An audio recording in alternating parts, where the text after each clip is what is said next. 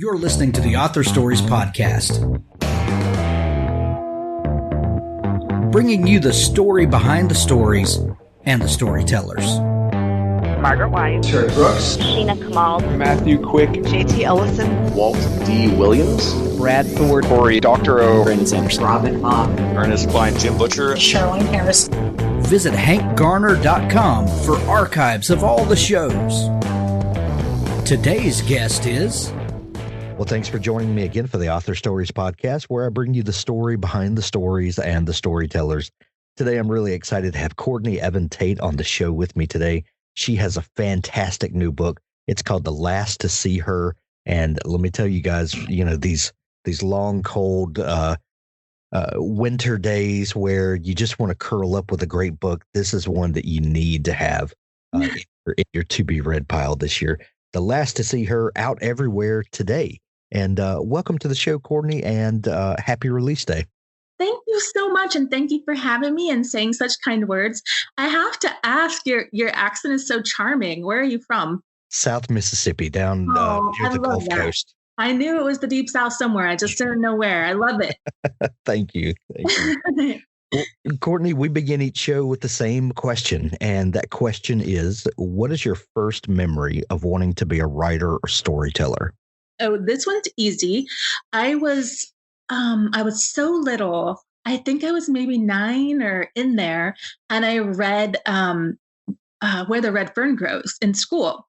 And I rushed ahead. I remember I grew up on a farm in Kansas, actually, and I was always a fast reader.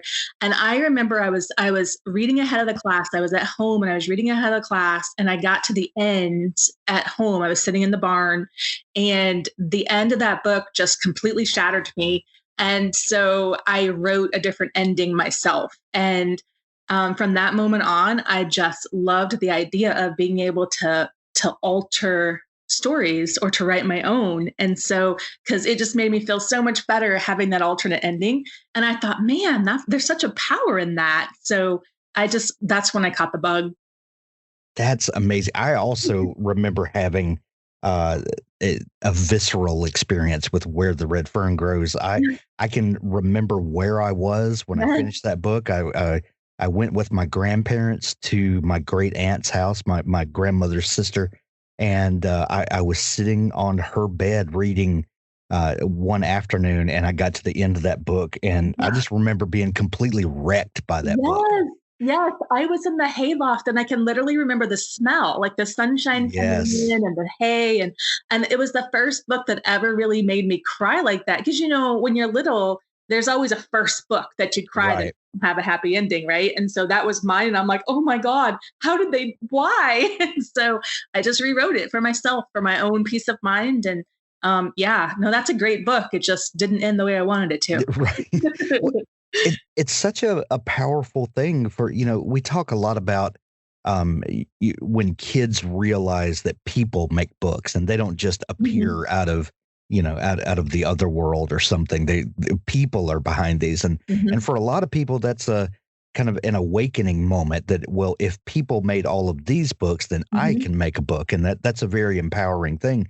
And it's another experience when your emotions have just been wrung out by words on a page, and the way that you can communicate with people across time and space, and that words are powerful. That's an awakening of its own for a lot of people. Absolutely. And that all happened for me in that moment, because I had to I literally remember reminding myself, okay, this is fiction. This isn't real. And if this isn't real, I can change it. And so, it all happened just as you said, right in that moment. And that was my moment for sure. So Courtney, from there, and creating your own, for your own edification and enjoyment, how did that transform into, I'm going to create worlds and characters of my own? As I grew a little older, I was always such an avid reader. And as I grew a little older, I would start writing poetry, just, as little girls probably do, just to my feelings and have a place to just be myself, because when you're small, you always want to be somebody else at school and say the appropriate things or whatever. But when you're by yourself and you're writing in a journal or poetry, you can really just be yourself and say whatever you want.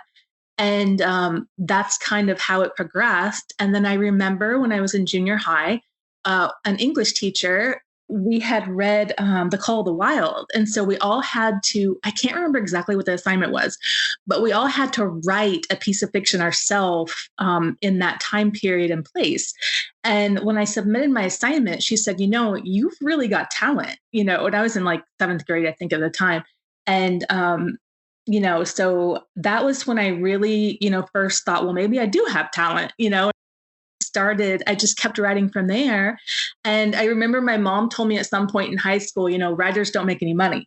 So I got a business degree later on instead. But then, and I worked in marketing for the company who makes Humvees for the military. And I never could shake the writing bug. So I would write in my spare time. And eventually I became published, and, the rest is kind of history. I just started when I was able to. A couple years later, I started doing it full time, and I've never looked back. We've done more than 1,000 episodes of this podcast, and we've talked to writers from all over the spectrum. And, invariably there is this idea that gets spread about and gets told to kids and young people all the time. Writers can't make money, find something else to do. And I'm sure that goes the same for kids that want to be actors or anything in the arts. You can't make money at that. So go get a real job. And as a father of 5, I have told all of my kids to make sure you have something to fall back on. I think that's good advice, but not at the expense of you can't do what your heart's passion is. You may need to make a living while you pursue that. And I think that's probably a pretty fair balance. But what do you think about this idea? And it gets told to kids all the time, you can't do this because it won't make any money. Well, you are obviously making a living, and hundreds and thousands of other authors out there are doing the same and proving that to be wrong time after again. What do you think about that advice, and how does it make you feel? I know my mom meant well, and now that I'm a parent, I understand too, because, you want to know that your kids are taken care of always, and Yes. you have their best interests at heart. And it's a hard world to break into, So for me, my first Breakout book, I had a couple published with smaller presses. And then my Breakout book, If You Stay, it was a matter of hard work aligning with, luck and timing, and all the stars aligned for that book to really just take off and become the New York Times bestseller that it did. And so it won't happen for everybody, but it's something that is still you should work for. I mean, don't give up on your dreams, because you don't know if you are going to be the people who make it. Not every actor is going to become, super famous or a celebrity. But I also think that you don't always need that to be your payoff. I mean, I would still be writing even if I couldn't make a living at it, because I just love to do it. It's like in my blood, if I couldn't write, I would be so miserable. So I feel, but on the same token, I do feel like you can, I don't want to say everybody could make a living as a writer, but if you're willing to put the hard work in, and I mean, I think this goes for all the arts too. I think if you're willing to just work hard, put your blood, sweat, and tears into it, you are going to get a payoff. That's enough. But you just have to be willing to work for it. And if you love something, you're willing to work for it anyways. Exactly. And everyone doesn't have to get rich at it, but you can definitely make a career at it. And there used to be this idea of the mid-list writer. People that you wouldn't necessarily recognize in the grocery store, but they could absolutely support a family doing this. And that is plenty for a lot of people. And that's still, the mid-list is still a reality for many, many people. And there's nothing to be ashamed of in that. I mean, if you make a living doing what you love to do, I think that's an amazing thing. Absolutely. And that's what we all dream of, honestly. It absolutely is. And you know something, my grandma told me once, do something that doesn't feel like work, do something that doesn't feel like work. And if that thing is in the arts, then work your butt off doing it, because you're going to love doing that and you will eventually succeed. If you put enough work into it, into honing your craft, you will succeed at it to one, I don't know what varying level, but you will. Absolutely. Courtney, what was the first book that you got published and that launched your writing career? Guardian. My book Guardian many years ago was my first book through a small press. It was a YA book about a guardian angel, actually. I don't even remember the year. I think it was maybe 2000. Gotcha. Can't really remember the year. Maybe 2005. Gotcha. Long time ago. Do you remember what it was about that? Because if you're like most writers, I know that was probably not the first book that you wrote. No, it wasn't. That was the first book that I was able to publish because it was YA, and YA was starting to pick up a lot of steam at that time. Gotcha. So that's why that one was picked up by a small press. Do you remember, was there a turning moment for you where the things that you had written previously, that there was a defining line between those and the work that you were doing after that was publishable, or was there a defining moment for you where you stepped into the role that you now have? I think maybe not a defining moment per se, but I mean, my writing definitely progressed, on its own. And so that's always a good thing. But also, I do think that I remember the moment because, keep in mind, I worked in marketing at that time. And there was kind of a come to Jesus moment with myself when I thought, okay, now some artists would say, okay, that's selling out. But there's a point where you have to say, what is selling? What's going to be selling? If you really want to get published, sometimes you have to write what's selling. And that's what I did in that moment. And I wrote that book because YA was selling. So I guess that could be a defining moment as far as my first book that got published. It was that moment when I realized that sometimes you have to write something commercial and you have to write for people that are going to buy it. Right. Jackson's battle to take control over his own mind and life portrays what millions of people are fighting with around the world: mental illness. His mother, desperate to free him from his demons and desperation, faces her own turmoil and anguish, doing anything possible to save her son through love and hope. After countless emotional and heartbreaking triumphant moments, June and her son must both accept that only Jackson can save himself. Pick up Jackson by Lynn Mclaughlin and discover why people are raving about this book and saying things like, Jackson is symbolic of millions living with some form of mental illness, and his mother represents the millions who have their own struggles caring for someone with a mental health issue. Jackson by Lynn Mclaughlin. Pick it up today at Amazon.com. Both Barrels Publishing is the brainchild of successful indie author James P. Sumner. He has self-published over 15 titles in the last 5 years and has over 800,000 downloads so far in his career, meaning he has a wealth of knowledge and experience to share with the indie publishing community. Knowing the struggles of the modern-day indie author as well as he does, he wanted to create a platform that would allow writers of any level to learn the ropes, navigate the pitfalls, and produce a professional novel without wasting time or money in the process. Both Barrels Publishing is the perfect one-stop shop for any indie author, combining James's expertise with his own team of editors and designers so you can help your novel realize its full potential and learn how to publish yourself. The purpose of Both Barrels Publishing is to help indie authors get their novels ready for publication without all the stress, hassle, and unnecessary expense. We want to make your lives easier, which is why we're giving you access to a top-notch team to publish your novels, along with a generous discount on their services. You can also work one-on-one with James to learn the intricacies of self-publishing.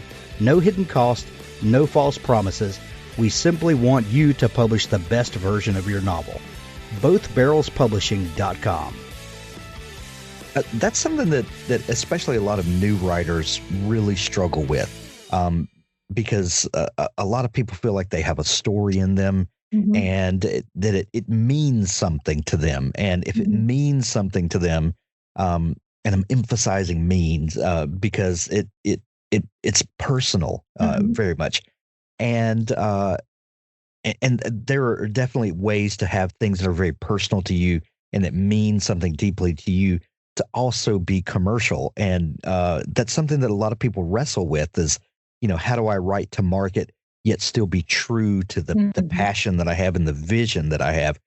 Was that something that you had to work through, or did you, because you worked in marketing, did you see that you could have both?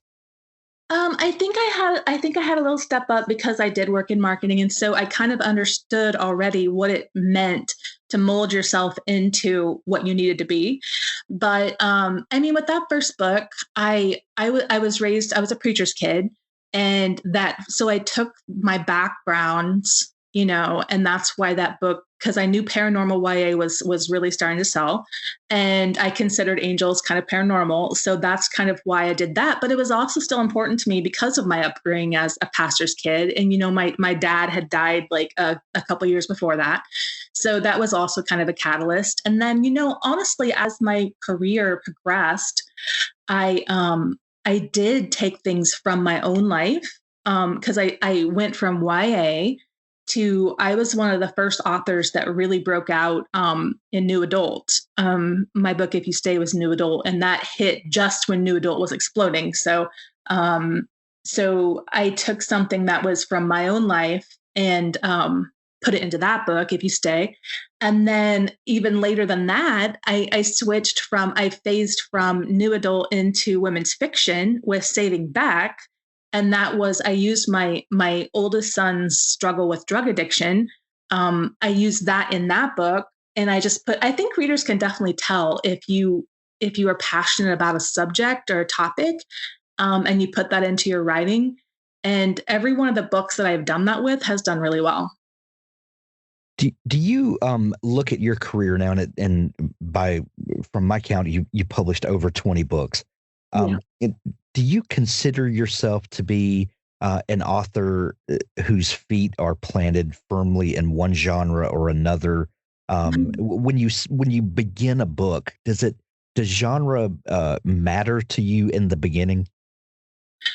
My feet definitely haven't been firmly planted in any genre. I mean, they were at first, and then I progressed. I didn't really do that on purpose. It just kind of happened. And I just, as I progress as a writer and different things happen to me in life, I kind of, use those topics. But I will say that there is something smart in keeping your feet planted in one genre. I mean, that is smart marketing, creating a brand.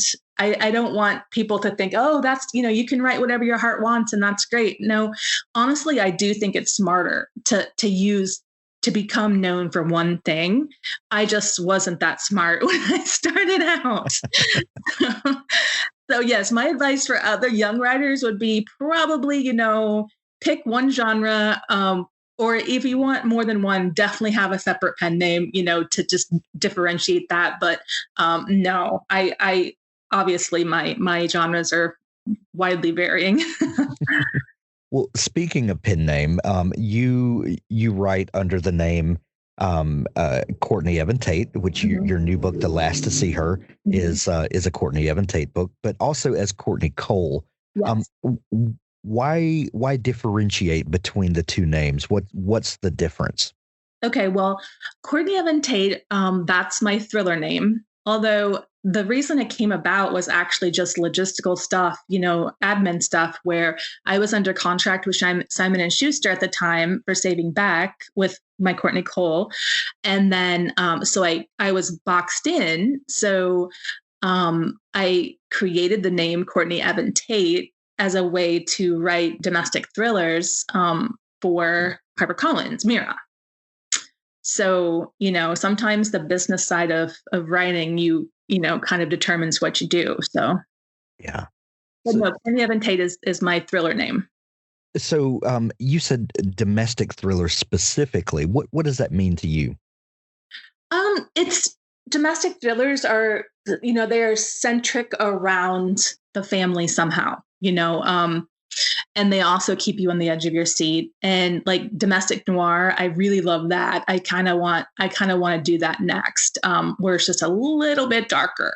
My Courtney Evan Tate books are kind of dark, but they could go a little bit further. And so the domestic noir thing really kind of fascinates me.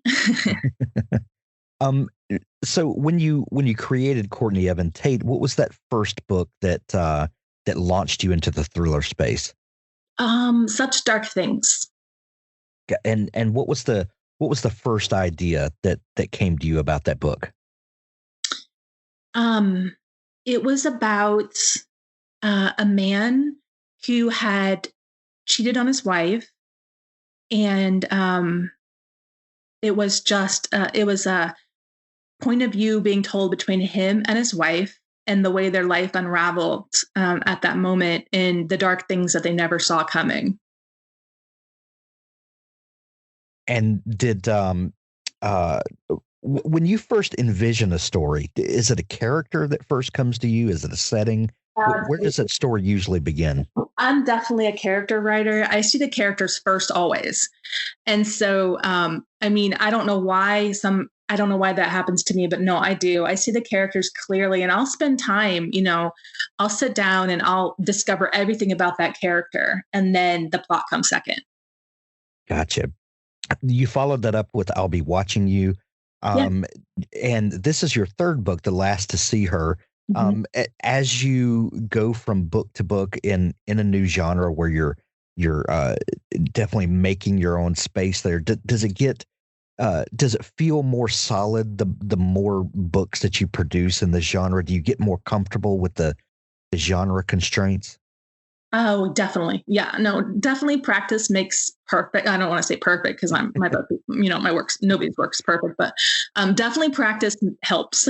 You do start feeling more comfortable in your own skin, so to speak. So definitely, the longer I'm in this genre, the more, and like I just said, I was wanting to kind of push the envelope even a little bit. I'm never really comfortable staying in one spot, I don't know. It's just in my nature. I just want to kind of push the boundaries a little bit. So, but no, you do get very comfortable the longer you've been in there.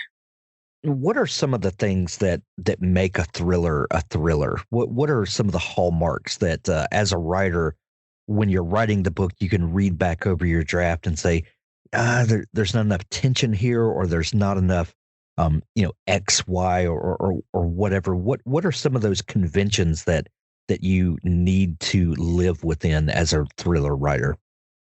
I feel like the basic rule of thumb is so easy. It's so uncomplicated. You just have to make sure that you keep your reader on the edge of their seat, wondering what's going to happen next, keep them biting their nails. And also, I think having a little bit of a creep factor in there somehow, it has to be just slightly creepy.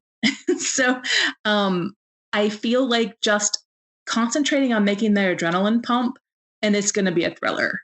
There's a lot of mechanical things we could talk about, but that's boring. So, I personally use the 8-point character arc, and I kind of mesh that together with a 3-act structure and, all that kind of stuff. But that's boring. Basically, I just want to make sure that they are nervous. They're nervous. And if I can make them uncomfortable, that's bonus points.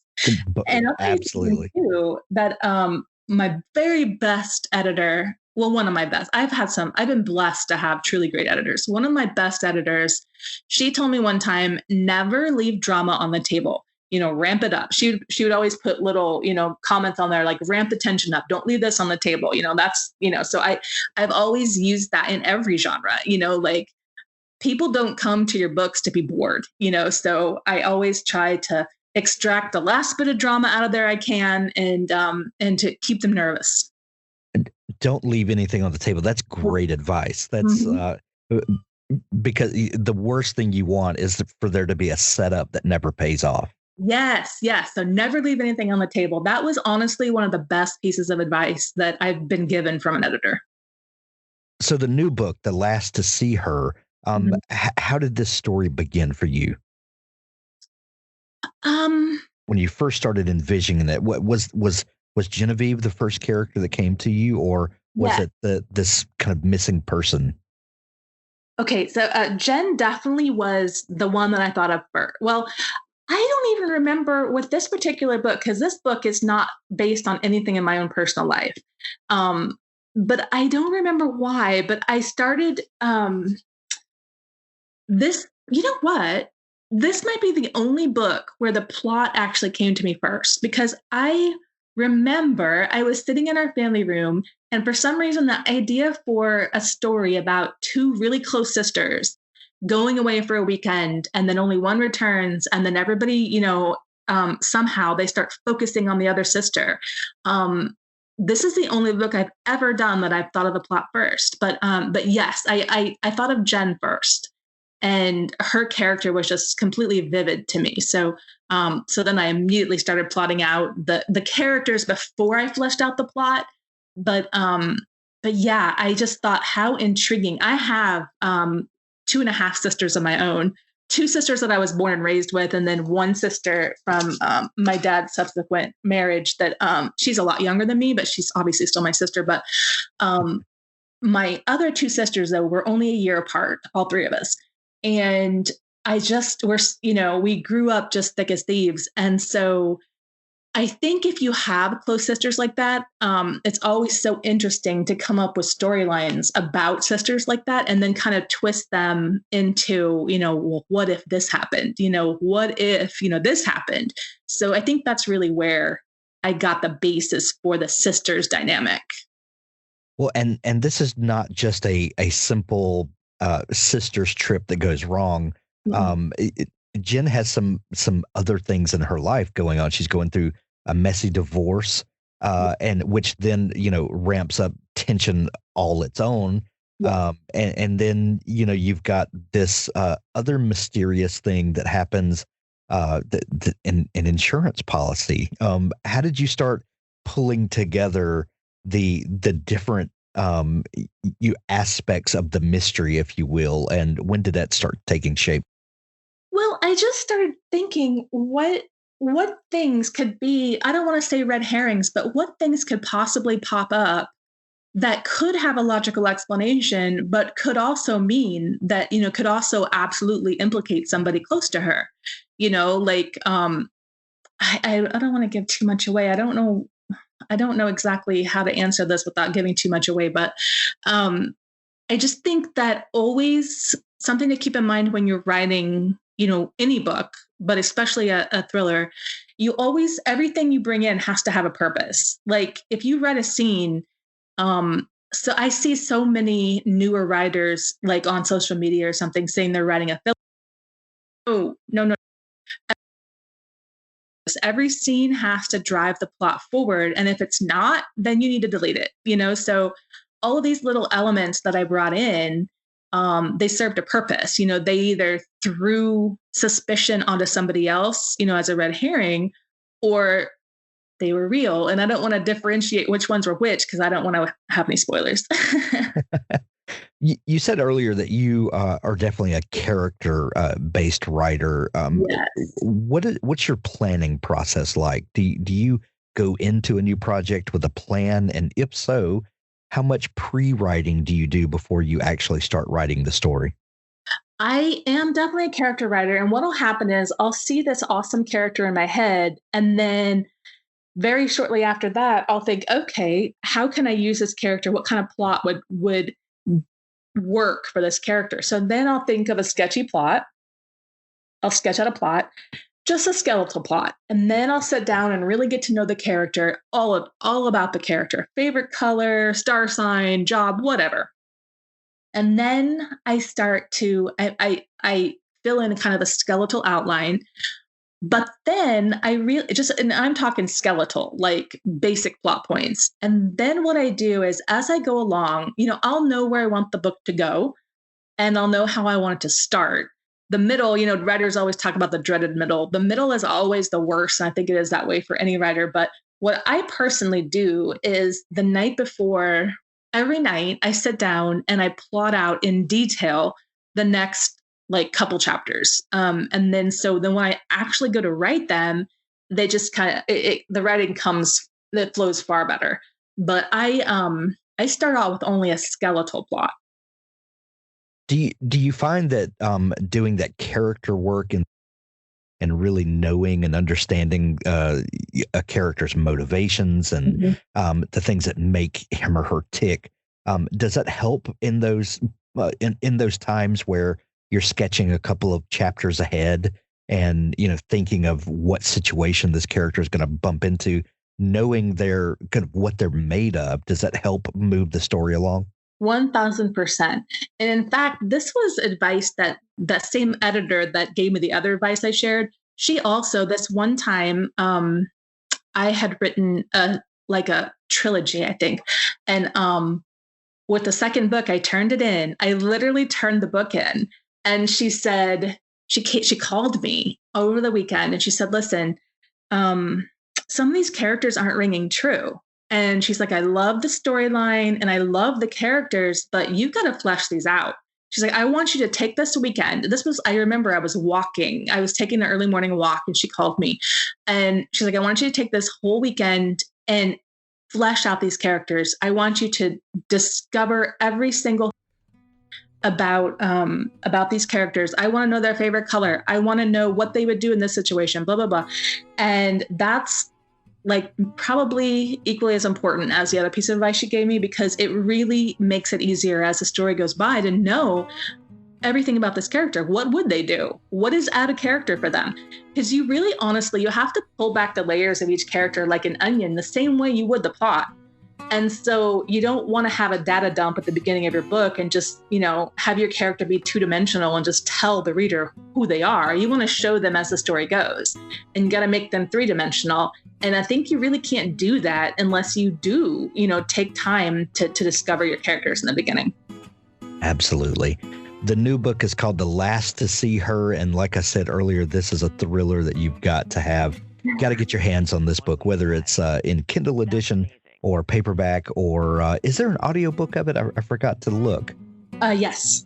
Excellent. So however you like to consume books, you can grab it. We'll put links to all of those ways in the show notes of this episode. Courtney, if people are just discovering you and want to dig into all the great stuff that you do, where can they find you online? www.courtneycolewrites.com. Excellent. We'll put links there as well. The Last to See Her, a fantastic book. You've got to grab it. Courtney, thank you so much for taking time to come on the show today. Thank you so much for having me. It's been a total pleasure.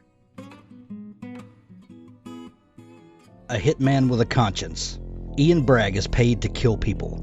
Only bad people and not many, but for a great deal of money. Case the target. Make the hit. Move on until he meets the woman with sparkling green eyes who changes everything. A few pre-readers had this to say about Ian Bragg. Mark Dawson, million-selling thriller author, says a rip-roaring ride from start to breathless finish. Craig Martell hit a home run with The Operator. The taut, lean prose and lightning-fast pace make this a page-turner without sacrificing an ounce of story or depth. You'll find yourself rooting for the hitman main character as he faces the toughest decision of his career. The Operator is the start of a new thriller series I expect to see burning up bestseller list for years to come, says A.C. Fuller, author of The Crime Beat and Alex Vane media thrillers. Suave, romantic, and lethal, Ian Bragg is everything you want in a highly paid assassin. Can't wait to ride this train, says James Blatch, self-publishing formula. It's been a long time since I fell this hard in love with a book, a very long time. Author of Women of Wine County romantic suspense Terry Wells Brown says. Grab this book from Craig Martell, The Operator.